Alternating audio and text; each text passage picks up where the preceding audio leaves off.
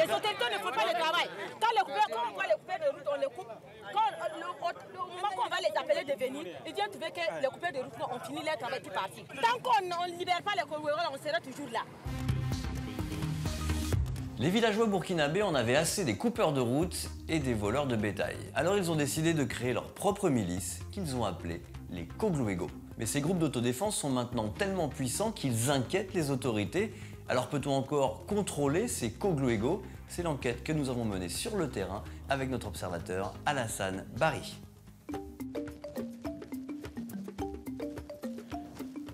Bonjour Alassane. Bonjour Julien. Alors qu'est-ce qu'ils font concrètement les Kogluego? Les Kogluego, c'est une milice d'autodéfense que les gens ont instituée dans les communes pour assurer la quiétude et la sécurité de leurs biens. Mais la plupart du travail qu'ils font, c'est le contrôle des bétails. Ils contrôlent les bétails sur la route pour s'assurer que ce bétail n'est pas un bétail volé pour être revendu sur le marché. Un groupe de Kogluego a installé un point de contrôle juste à côté, sur la route qui mène au marché. Comment vous savez qu'il n'a pas été volé, ce bétail?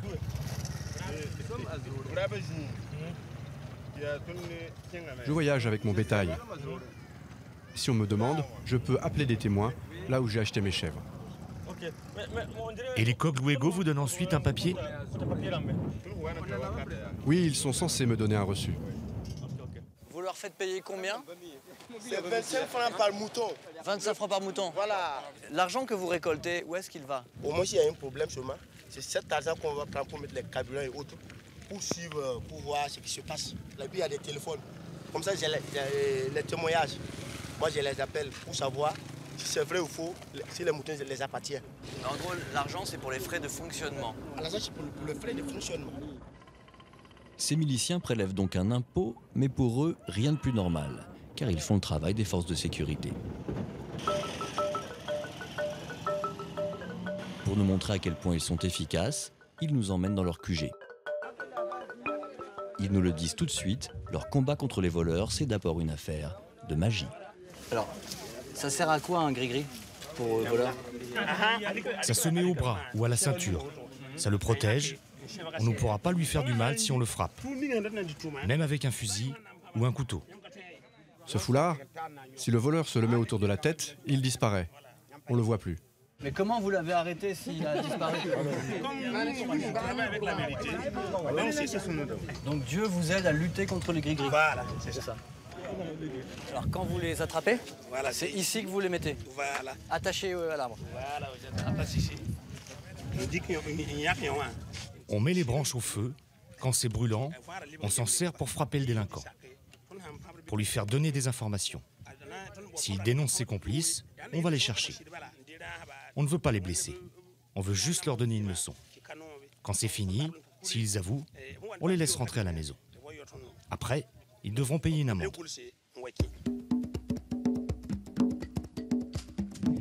Donc les Kogluego de Sorgo nous ont dit qu'ils avaient attrapé un voleur. Tu sais ce qu'il a fait? Vraisemblablement, ils nous ont dit que c'est un cambrioleur d'une boutique. On va aller voir ça. Les Kogluego se sont arrogés les mêmes pouvoirs que les forces de police. Et ils nous disent qu'ils arrêtent des voleurs tous les jours. Qui sont les Kogluego ici dans ce groupe-là?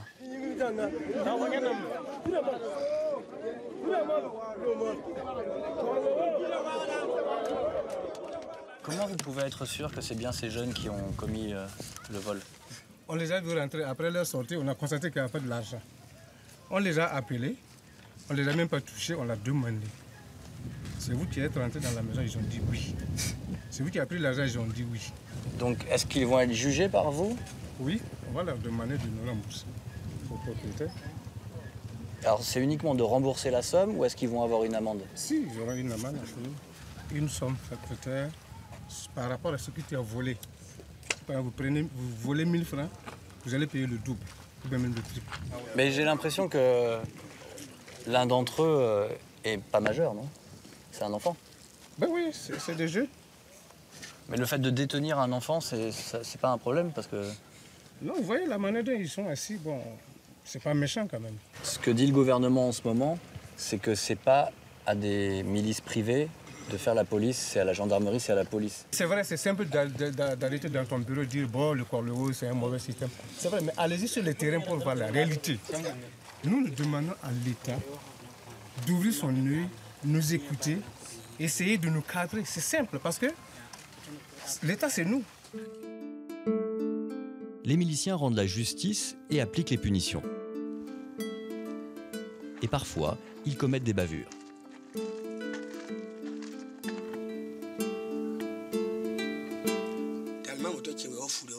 Les Cogluego sont venus me chercher. Ils m'ont emmené dans leur prison. Et là, ils m'ont tout fait. Ils m'ont suspendu à un arbre. Au bout de plusieurs heures, je me suis évanoui et ils ont fini par me décrocher. Ils m'ont arrosé d'eau pour me réveiller.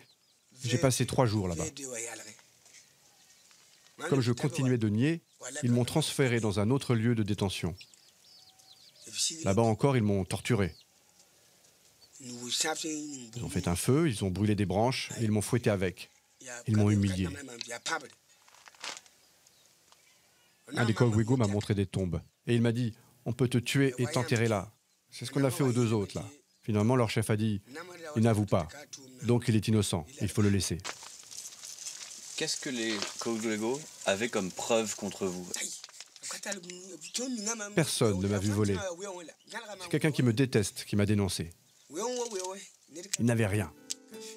La personne qui a dénoncé Paul, à tort, est aujourd'hui en prison. Mais les miliciens qui l'ont torturé n'ont, eux, jamais été arrêtés. Fada Ngourma, une ville plus à l'est du pays. Ici, une dizaine de Cogluego ont été arrêtés et la population est en colère. À voir le dispositif sécuritaire, on comprend vite que les autorités prennent très au sérieux cette mobilisation. Les miliciens ont été arrêtés pour avoir séquestré un homme qu'ils accusaient d'avoir volé un bœuf. Pour les habitants, ils n'ont rien à faire en prison. Les autorités ne font pas le travail. Quand on va les couper de route, on les coupe. Au moment qu'on va les appeler de venir, ils viennent trouver que les coupés de route ont fini leur travail qui est parti. Donc ils ne viennent pas rapidement. Vous allez continuer à manifester pendant combien de jours? Tant qu'on ne libère pas les Cogluego, on sera toujours là. Et si Tant qu'on ne les libère pas, on sera toujours là. Fin d'après-midi, les Cogluego ne sont toujours pas libérés, les esprits s'échauffent. C'est bon, c'est bon. Les pierres commencent à voler.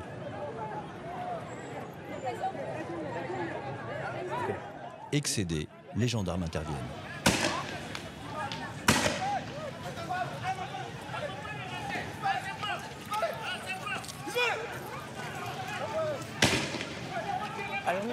Les forces de sécurité ont la main lourde.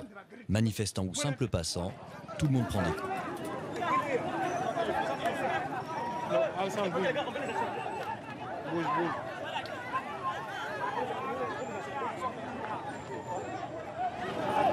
C'est un enfant.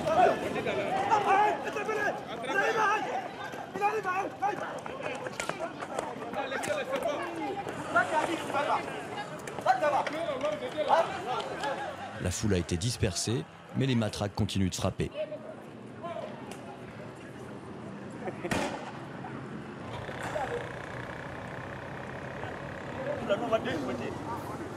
Qu'est-ce qui a déclenché l'intervention de la police en fait et de la gendarmerie? C'est les jets de pierre, vous avez vu non?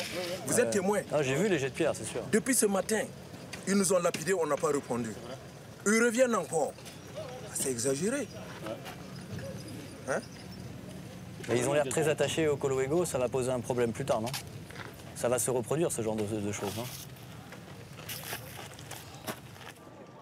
Dans la soirée, la ville retrouve un calme précaire et les autorités arrêtent ceux qu'ils considèrent comme les meneurs de la contestation. Mais le lendemain, la fronde reprend de plus belle. Donc vous soutenez les jeunes qui font ça? Ouais, nous on les soutient. Demain là, ça sera plus pire que ça. Là. Les gens sont fâchés. Voilà, tous les gourmandiers vont sortir pour donner notre mécontentement. Vous allez rester ici jusqu'à quel moment?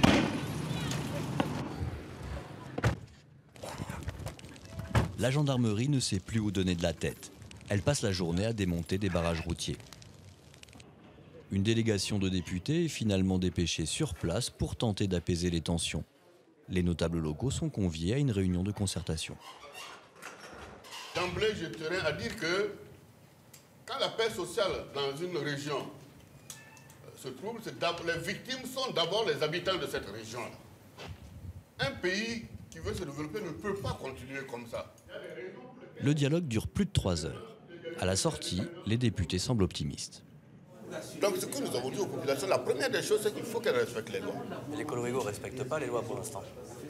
Oui, justement, Ils appliquent leurs propres lois. Leurs propres lois, justement, et nous devons en venir par la sensibilisation, par la formation, à ce qu'elles respectent les lois de la République, tout en étant des auxiliaires, service de justice.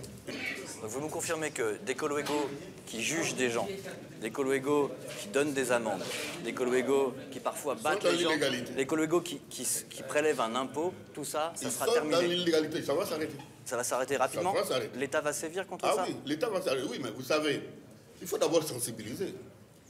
Dès le moment où un phénomène reçoit l'encouragement des populations, je vous ai dit que dès le moment où l'État a eu un déficit dans la gouvernance, mais il faut rétablir la confiance. Toute la communication va consister d'abord à rétablir la confiance entre la population et l'État. Les paroles du député résument bien la position inconfortable dans laquelle se retrouve l'État burkinabé. Ces gouvernements successifs ont accepté, voire même encouragé, le travail des Koglo Wego. Avec notre observateur, nous avons pu constater que ces milices sont aujourd'hui très populaires dans les campagnes. Le gouvernement va maintenant avoir bien du mal à limiter leur pouvoir.